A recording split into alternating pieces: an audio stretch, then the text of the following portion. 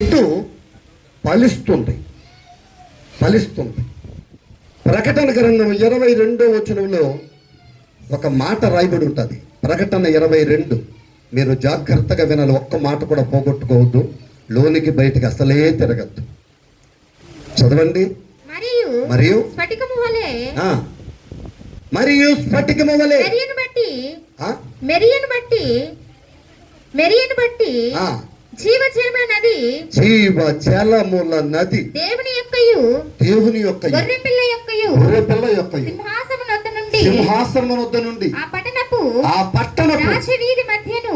రాజవీధి మధ్యను ప్రవహించుట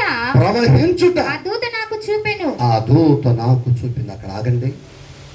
ఏమండి, నిన్న మొన్న వర్షాలకి కార్లు స్కూటర్లు కుట్టుకొని పోయాయి.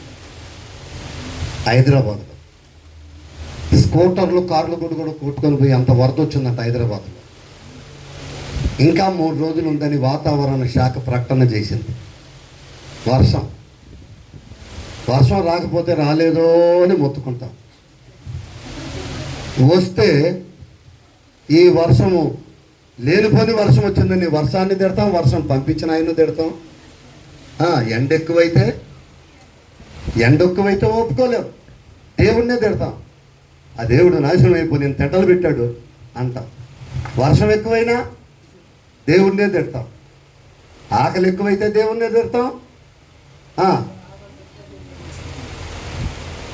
కడుపు నిండా తిని అరక్కపోతే కూడా దేవుడినే తిడతాం. అరగని దానికి కూడా ఆయనేనా?